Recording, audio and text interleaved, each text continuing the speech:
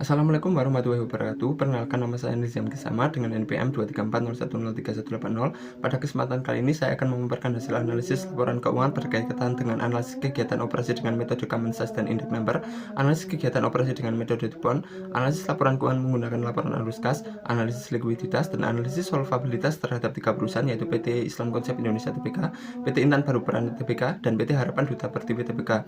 Penjelasan perusahaan singkat: PT Islam Konsep Indonesia Tbk didirikan sejak tahun 2001. Perusahaan ini berfokus pada industri pariwisata termasuk penyediaan fasilitas penginapan. Melalui anak perusahaannya seperti PT Patra Supplies and Service, Icon juga memperluas bisnis ke layanan manajemen fasilitas dan catering terintegrasi, khususnya untuk sektor tambang serta minyak dan gas di wilayah terpencil. Selanjutnya, PT Intan Baru Peran Tbk didirikan sejak tahun 1991. Perusahaan ini awalnya beroperasi murni sebagai perusahaan pembiayaan, baik konvensional maupun syariah yang berfokus pada sektor produktif. Dalam perkembangannya, IBFN sangat dikenal dalam mendukung pembiayaan alat berat, transportasi komersial, serta mesin industri untuk sektor pertambangan, perkebunan, dan konstruksi. Selanjutnya, PT Harapan Duta Pertiwi Tbk didirikan sejak tahun 2005. Perusahaan ini bergerak di bidang manufaktur rekayasa bodi kendaraan niaga. Produk karoseri yang dihasilkan sangat bervariasi untuk kebutuhan off-road maupun off-road.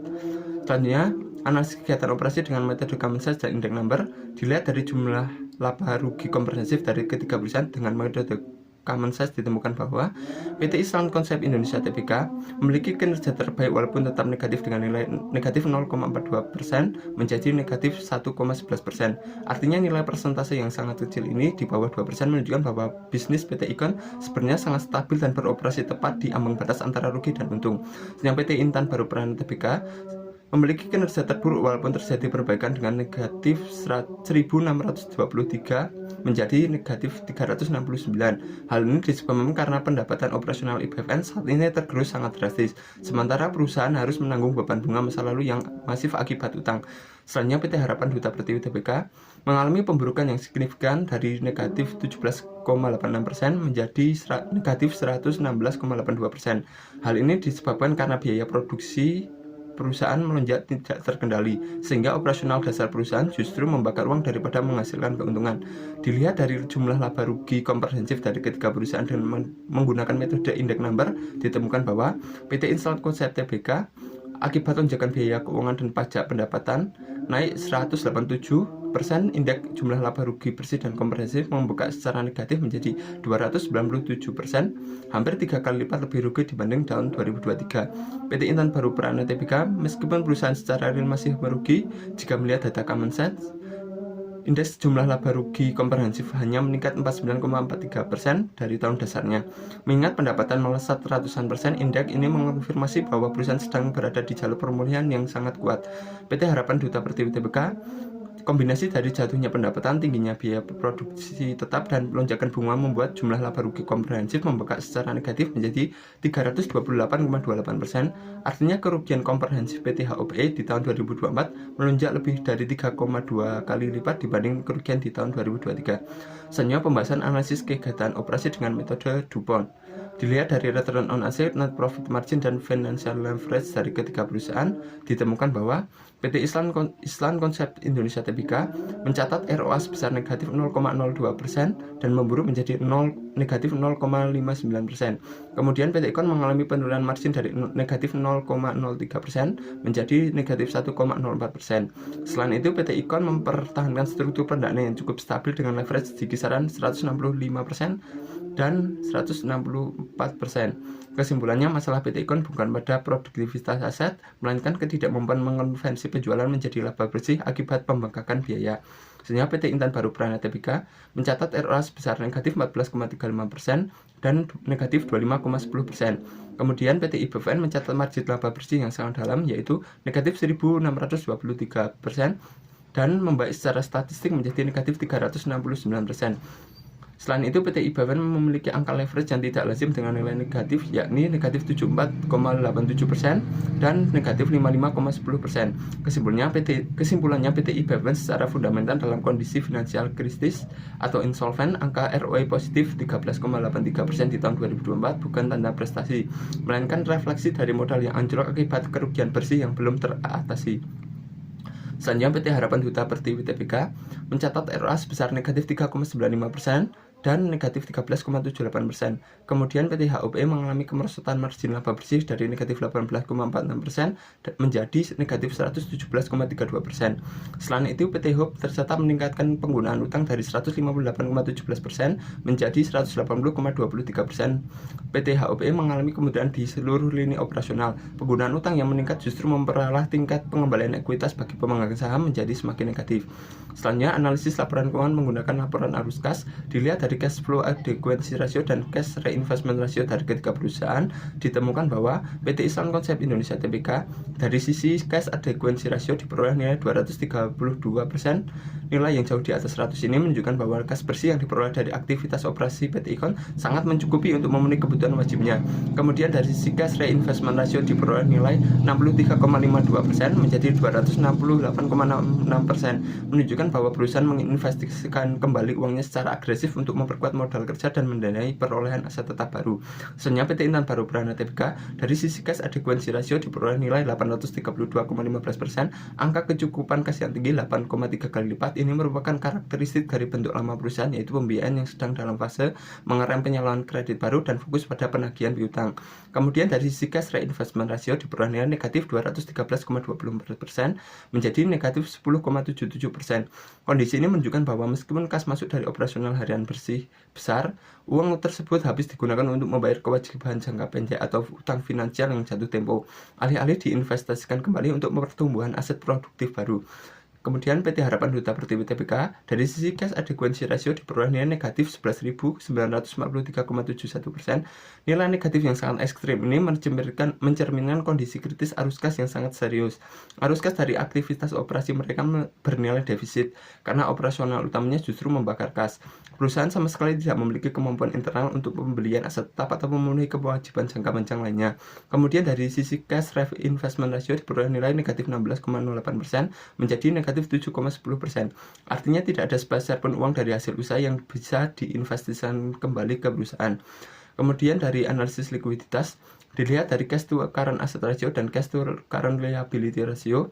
PT Islam Konsep Indonesia Tbk ditemukan cash to current asset ratio naik dari 3% menjadi 9% dan cash to current liabilities naik dari 3% menjadi 8%.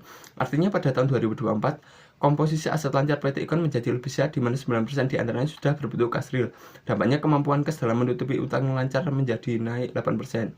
Artinya untuk setiap Rp100 utang jangka pendek, PT Ikon memegang Rp8 kas siap pakai. Meskipun rasionya masih tergolong rendah di bawah standar ideal yaitu 20%, tren kenaikan ini selaras dengan analisis arus kas sebelumnya yang menunjukkan operasional mereka mulai menghasilkan kas real yang cukup baik di tahun 2024. Selanjutnya PT Intan Baru Prana Tbk ditemukan bahwa cash to current asset ratio turun dari 93% menjadi 83%. Dan cash to current liability ratio turun dari 60% menjadi 26%. Artinya angka cash to current asset ratio yang sangat ekstrim 83% di tahun 2024 mengonfirmasi bahwa hampir seluruh aset lancar perusahaan berbentuk uang tunai atau setara kas. Namun kemampuan kas untuk membayar utang lancar merosot dari 60% menjadi 26%. Angka 26% ini artinya setiap Rp100 utang jangka pendek dijamin oleh 26 kas tunai. Penurunan ini menandakan kas tunai yang masif dari hasil penagihan habis dipakai untuk mencicil utang finansial mereka yang jatuh tempo.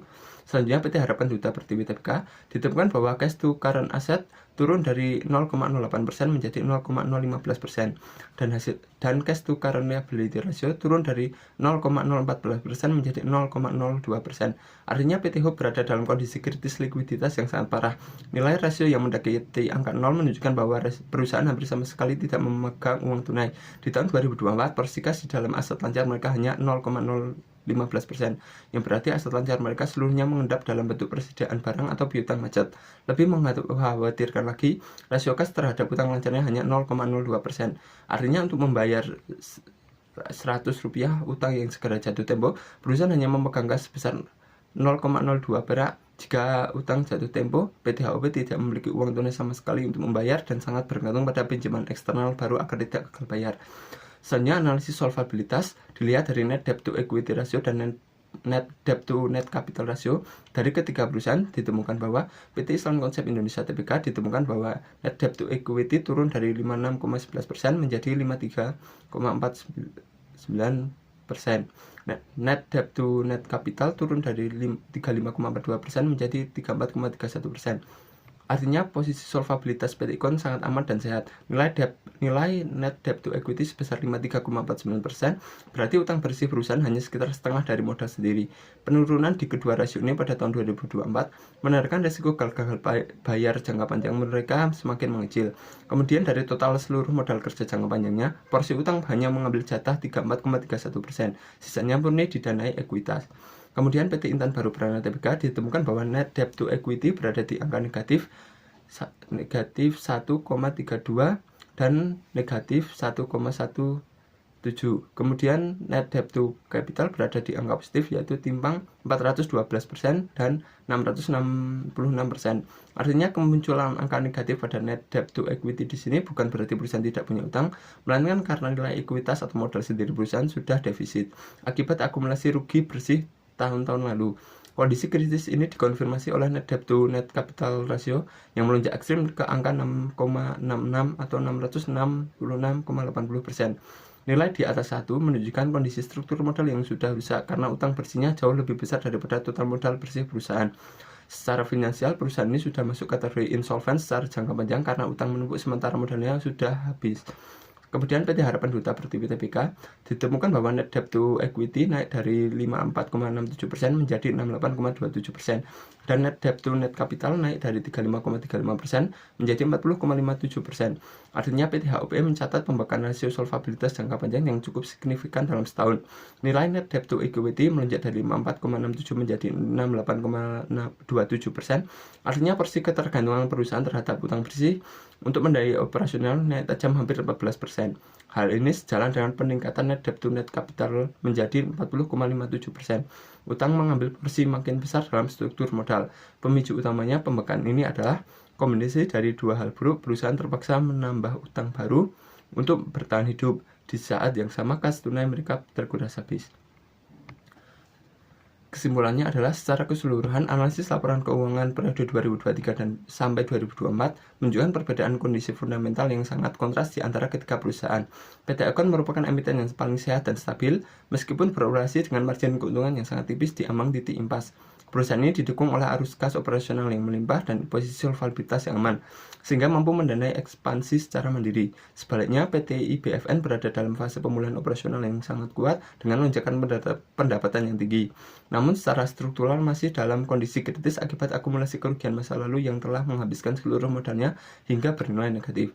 Sementara itu, PT HOP menunjukkan tren kinerja yang paling mengkhawatirkan akibat inefisiensi produksi masif yang membuat biaya pembuatan produk lebih besar dari harga jualnya. Kondisi ini memicu krisis kekeringan kas operasional yang akut dan memaksa perusahaan menambah utang baru untuk bertahan hidup, sehingga memperbesar risiko gagal bayar di masa depan.